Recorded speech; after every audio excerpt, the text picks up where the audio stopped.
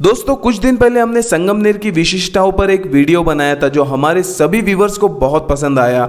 अब इस वीडियो में हम संगमनेर की पॉलिटिकल हिस्ट्री के बारे में जानेंगे। संगमनेर भारत की आज़ादी के पहले से पॉलिटिकली एक्टिव है, लेकिन इस वीडियो में हम इंडिपेंडेंस डे के बाद की ही संगमनेर की पॉलिटिकल हिस्ट्री के बारे में जानेंगे। वीडियो बहुत इंटरेस्टिंग होने वाली है, तो प्लीज एंड तक बने रहिए। इस वीडियो को स्पॉन्सर किया है autoganga.in ने, जहां पे आप automobile parts, tyres, oil lubricant, batteries online order कर सकते हो, वो भी मार्केट से कम रेट में। इसमें कैश ऑन डिलीवरी का ऑप्शन भी है और ऑनलाइन पे करने पर आपको एडिशनल डिस्काउंट भी मिलता है। वेबसाइट की लिंक डिस्क्रिप्शन में दे रखी है। बढ़ते हैं वीडियो की तरफ। 1947 में जब हमारे देश को आजादी मिली, उसके 5 साल बाद यानी कि 1952 में सबसे पहली बार असेंबली इलेक्शन हुए।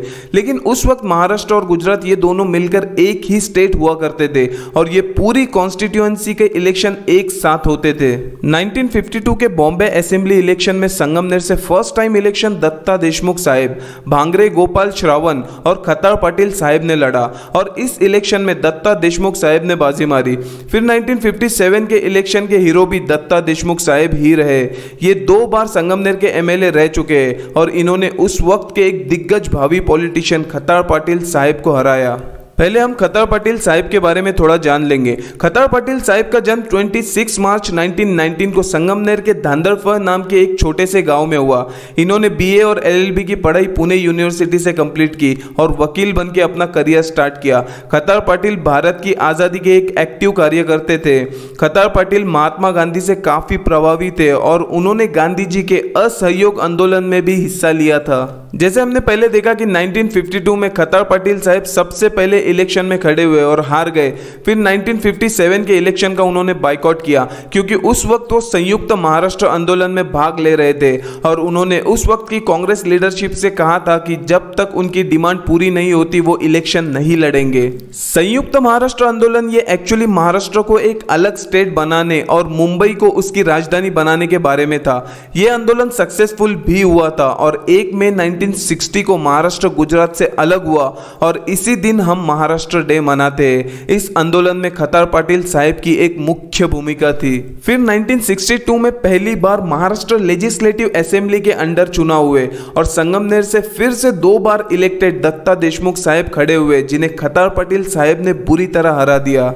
इसके बाद 1967 और 1972 के इलेक्शंस में भी खतार पाटिल को ही विजय मिला और ये यहाँ के आमदार बने। 1978 के महाराष्ट्र इलेक्शन में शरद पवार साहब ने कांग्रेस से हटकर जनता पार्टी के साथ मिलकर सरकार बनाई थी। तब संगमनेर से खतार पाटिल के सामने भाऊ साहेब थोरात खड़े हुए थे और इस बार भाऊ साहेब थोरात ने खतार पाटिल को इलेक्शन में हरा दिया। लेकिन ये सरकार सिर्फ 2 साल तक चली और 1980 में गिर गई और फिर से इलेक्शन हुआ जिसमें खतार पाटिल साहब ने फिर से बाजी मार दी और इलेक्शन अपने नाम कर दिया।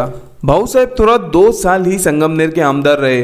भाऊ साहेब थोरात भी भारत की आज़ादी के एक स्वतंत्र सेनानी रहे हैं। भाऊ साहेब थोरात ने अंग्रेजों से लड़ाई की, जिसकी वजह से 1943 को जेल भी गए और 1944 में जेल से आज़ाद हुए। फिर भारत की आज़ादी के बाद और इन्होंने संगमनेर और पूरे महाराष्ट्र के शेतकरी समाज के न्याय के लिए बहुत संघर्ष किया। फिर संगमनेर के विकास के लिए संगमनेर शेतकी सहकारी संघ, संगमनेर भाग सहकारी कारखाना 1959 में भाऊ साहेब थोरात ने बनाया।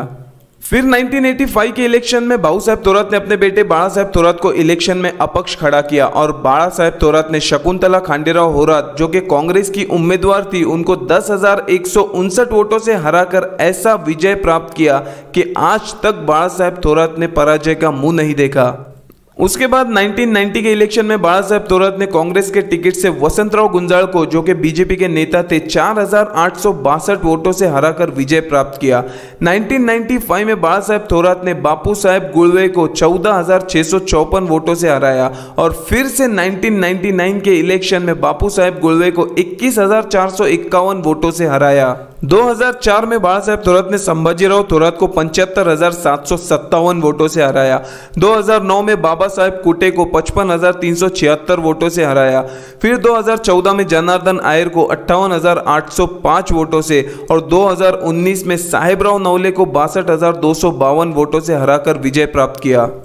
बाळा साहेब थोरात ये महाराष्ट्र के ऐसे नेता है जो कंटिन्यू 8 बार इलेक्शन जीते हैं और इनका संगमनेर के विकास में भी काफ़ी बड़ा योगदान है। अगर आप चाहते हैं कि हम थोरात साहेब पर एक कंप्लीट वीडियो बनाए तो कमेंट सेक्शन में ज़रूर बताएं।